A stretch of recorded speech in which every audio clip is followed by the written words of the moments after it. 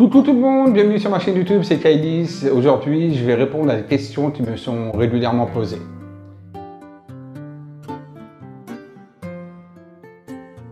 À cette question, moi personnellement, je ne prédis pas la mort des personnes, par déontologie. On ne sait pas en face comment la personne peut en effet l'interpréter, comment la personne peut prendre cette nouvelle. Donc déjà, oui, en effet, ça peut m'être présenté. Ça, c'est une évidence. Ça m'est déjà arrivé de pressentir, qu'on m'indique et qu'on me dise, et de voir le décès d'une personne. Mais je ne le dis pas. Voilà, dans plus de 99,99%, il y a des moments où on me dit vraiment de le dire parce que la personne en face est à même de comprendre et à même d'encaisser, ou même vient même pour savoir ceci. Mais c'est vrai que généralement, je ne dis pas et je ne prédis pas la mort des personnes. Parce que nous ne sommes pas Dieu. Nous sommes qui, nous, voyants médiums, pour prédire ces choses-là. Donc non, ça ne se prédit pas.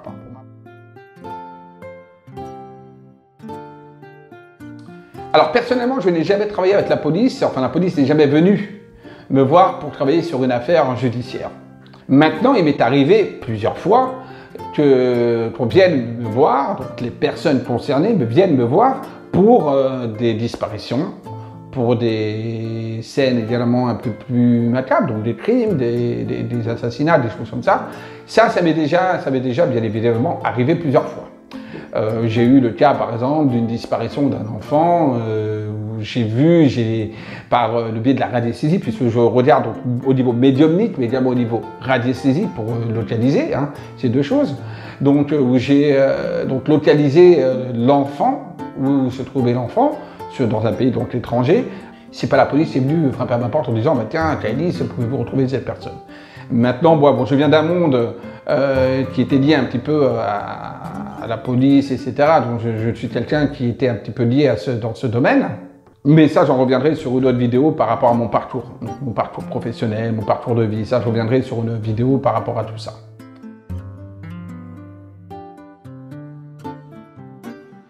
Alors, les audiotels, c'est bien pour les voyants médiums qui commencent, déjà. On va déjà commencer par là. Pour toi, c'est très formateur.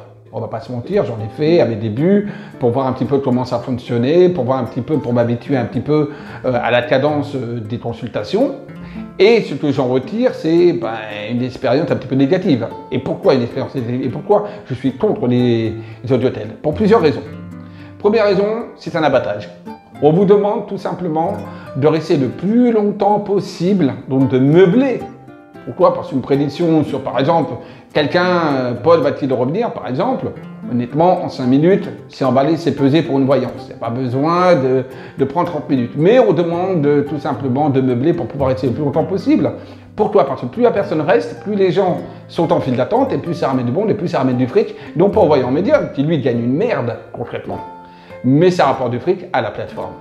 Donc oui, pour moi c'est une arnaque, c'est un attrape-nigo. Et quand j'entends que très souvent, et c'est d'ailleurs pour ça qu'on m'a déjà regardé dans les audiotels, parce que moi, ça je n'aime pas du tout ce genre de pratique, et je ne reste pas une demi-heure avec une personne s'il n'y a pas besoin de rester une demi-heure. S'il doit rester 8 minutes ou 10 minutes, c'est parce que ça doit être 8 ou 10 minutes de voyance, et non pas de psychologie, je ne suis pas psychologue. Donc voilà, donc je suis contre, mais de toute façon je ferai une vidéo sur les audiotels, les arnaques, les guides, les de voyances, les annuaires, bon, tout ça, ce sera une vidéo qui va venir très prochainement par rapport à tout ça. Mais donc, ce que je pense, moi, personnellement, des audiotels, voilà, je pense que c'est formateur, quelque part, pour les voyants, les médiums qui débutent, oui. Maintenant, pour moi, c'est une arnaque, tout simplement, puisque c'est soutirer de l'argent aux personnes qui sont en attente et qui sont faibles.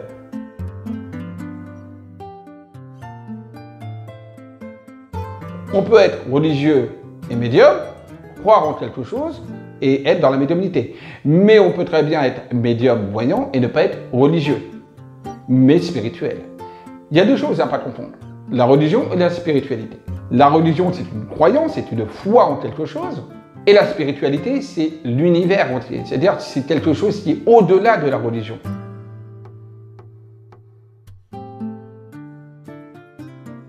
La voyance était une arnaque? Oui et non. Oui, si c'est fait par des charlatans, mais ça, il y en a dans tous les corps de métier, que ce soit dans la plomberie, dans l'électricité, on trouve des charlatans. Et là, oui, la voyance est une arnaque. Mais fait par des vrais voyants, des vrais médiums qui aiment leur métier, qui aiment aider les gens. Non, ce n'est plus une arnaque. Et comment peut-on donc, on va dire, trouver et voir la différence entre un bon voyant ou un mauvais voyant, un bon médium d'un mauvais médium? Déjà les retours positifs, donc le retour des clients, ça c'est une évidence. La meilleure publicité, c'est le bouche à oreille et c'est le retour des clients, tout simplement. Si par exemple il y a plus de 90-95% de taux de réussite, même 80% de taux de réussite, alors oui, on est en face de quelqu'un qui a des capacités psychiques de voyance ou de médiumnité. S'il n'y a pas de retour positif, c'est-à-dire que si par exemple, parce que ça arrive très souvent, ouais, il est épatant, il a trouvé mon passé, ouais, il est épatant, il sait que j'ai une voiture blanche, là, sur l'instant T. Bon, mais ça peut être quoi? Ça peut être de la télépathie. Mais le télépathe, lui, ne pourra pas voir le futur des personnes. C'est la grande différence du voyant, qui lui verra le passé et le présent, mais également le futur. Et c'est là qu'on va voir la différence entre un charlatan ou peut-être même pas un charlatan, mais un télépathe qui se croit être voyant, comme il y en a beaucoup. C'est là qu'on va voir la différence. C'est dans les retours. Deuxième chose, également, il faut également ne pas poser de questions. Il faut que le client ne pose aucune question au voyant ou au médium. Seulement sa présence, son prénom, sa date de naissance, et peut-être le domaine auquel il veut, pourquoi il vient à traiter. Professionnel, sentimental, financier ou autre. Mais surtout, ne poser aucune question après. Si le voyant médium vous pose des questions, n'y répondez pas. Sinon, c'est du cold reading, c'est de la lecture froide, tout simplement.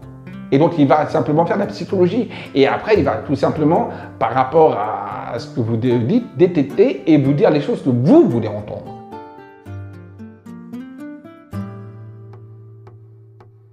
Non. Pour ma part, nous ne sommes pas seuls dans l'univers. Pourquoi serions-nous les exceptions, les seuls à être là? Bon, non. On est seuls sur Terre. Je ne dis pas qu'il y a des extraterrestres sur Terre. Personnellement, j'en ai jamais vu. Voilà. C'est clair. Comme des intraterrestres également, ceux qui vivent évidemment sous la Terre, j'en ai jamais vu. Bon. Oui, il y a des êtres de la nature, oui, il y a des êtres de lumière, tout ça. Maintenant, est-ce qu'il y a des extraterrestres ici sur Terre? La réponse est non. Y a-t-il des extraterrestres dans l'univers? La réponse est oui. L'univers est tellement immense, impalpable, il y a tellement d'univers, tellement de multi-univers dans les univers, que bien sûr qu'il y a d'autres vies. Pourquoi serions-nous les seuls êtres vivants? Alors, ils seront d'autres formes. Ils prendront d'autres formes. Ils ne seront pas spécialement comme nous, bien évidemment. Il y en a qui seront beaucoup plus évolués, d'autres qui seront peut-être moins évolués.